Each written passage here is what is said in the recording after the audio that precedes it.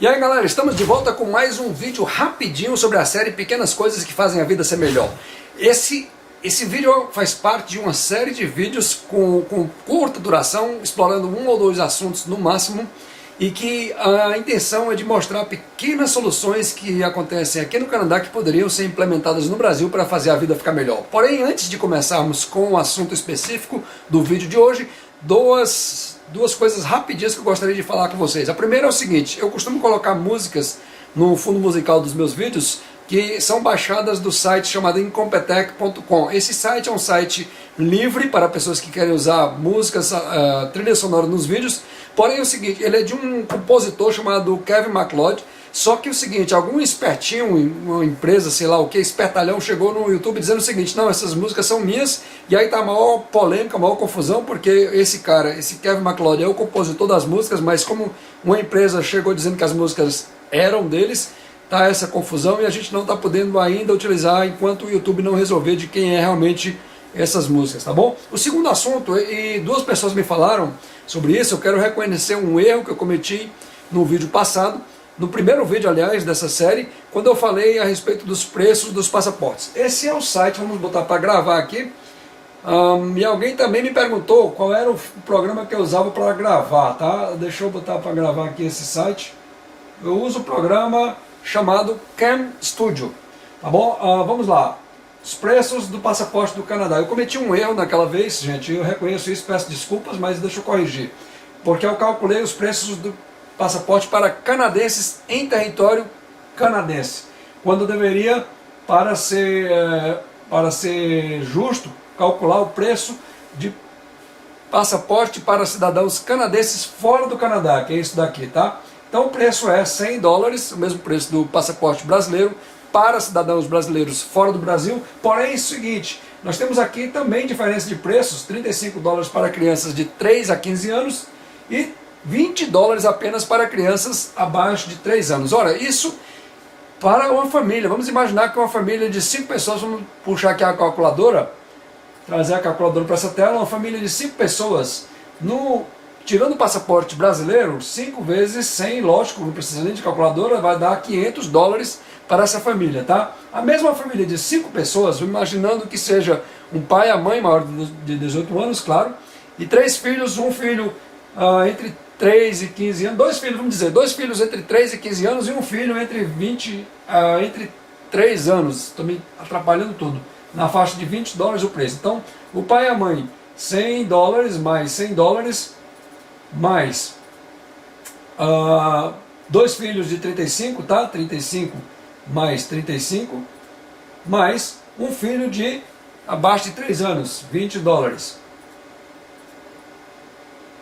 Então essa família gastaria para tirar, estando fora do Canadá, gastaria para tirar passaporte para a família inteira, 5 passaportes, $290, enquanto que uma família do mesmo tamanho, das mesmas características de brasileiros aqui no Canadá, para tirar passaporte brasileiro, gastaria $500, tá bom?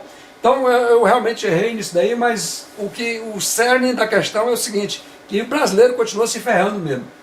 Tá bom, gente? Mas então é o seguinte, vamos entrar no vídeo de hoje. Esse vídeo de hoje eu quero explorar um assunto rapidinho para vocês sobre a questão de bancos.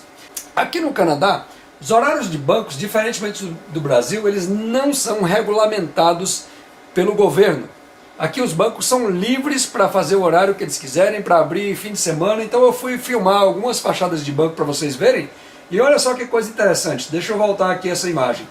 Esse é o banco CIBC, por sinal o banco que eu tenho conta. Ele é um banco muito famoso aqui no Canadá, e olha os horários de atendimento dessa agência especificamente. Eles trabalham de segunda a quarta-feira, de 9h30 da manhã às 5 horas da tarde, quinta e sexta-feira de 9h30 às 7, sábado de 9h30 às 4 e domingo de meio-dia às 4 da tarde.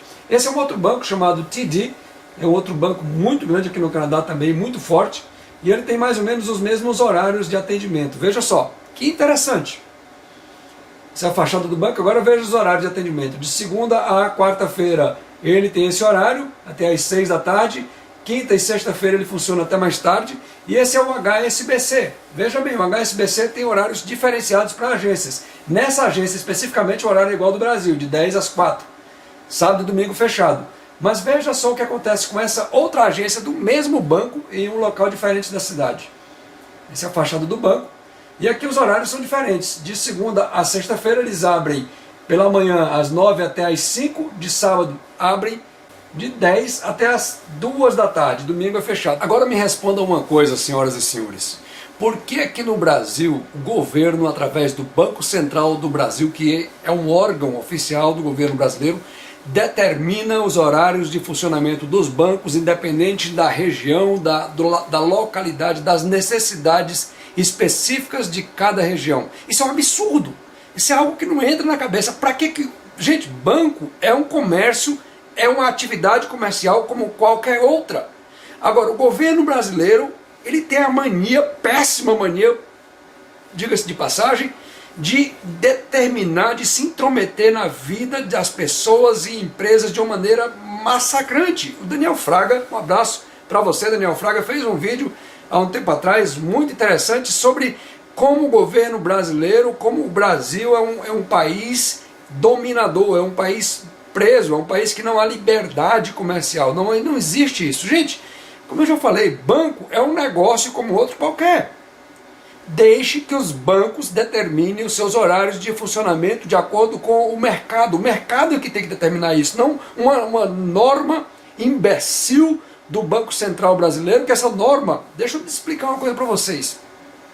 Essa norma, ela é contrária aos interesses do país. Eu vou explicar melhor. Qualquer país do mundo precisa de empregos. Porque se a pessoa trabalha, a pessoa tem dinheiro para consumir, para comprar, as indústrias vão produzir mais, vão vender mais, os preços das coisas tendem a cair mais porque a produção é maior, então isso é bom, é salutar para qualquer economia de qualquer país do mundo. Agora, o Banco Central brasileiro, isso não é uma coisa do PT não, isso já vem de gerações, essa ideia estúpida de querer controlar tudo, de querer dominar tudo, de querer tecer regras mais absurdas possíveis para qualquer tipo de coisa. O Banco Central brasileiro, através dessa normatização que ele impõe aos bancos, ele inibe a boa concorrência entre os bancos, porque isso seria algo extremamente salutar para os bancos, como aqui acontece no Canadá, os bancos concorrem entre si com essa questão de horários bancários, oferecendo maior horário. Aí talvez você queira me dizer o seguinte, peraí, mas a gente faz tudo pela internet, não precisa de banco mais hoje, quase não se vai no banco. Será? Gente, eu tenho ido ao Brasil constantemente de férias e sempre que eu vou ao Brasil, que eu preciso ir no banco, é uma coisa absurda. Os bancos são sempre superlotados, apinhados de gente. Eu fico pensando, por que será que esse povo está tudo aqui, se todo mundo faz as coisas pela internet? Para que eles vêm no banco? Ah, será que é porque eles não têm nada para fazer em casa e vêm brincar de fazer cobrinha, fazer caracol? Acorda! As pessoas precisam sim no banco, tem muita coisa que não dá para fazer pela internet. Por exemplo, você quer um financiamento para, sei lá, para uma coisa que você precisa fazer. Você tem que ir num banco discutir uma linha de crédito. Você quer aumentar a sua empresa, então você não faz isso pela internet. Você vai no banco, você vai na agência, você vai resolver essas coisas. Tem títulos para pagar, tem pessoas aposentadas que não acessam a internet e a grande maioria da população brasileira ainda não acessa a internet. É por isso que os bancos são superlotados como são no Brasil.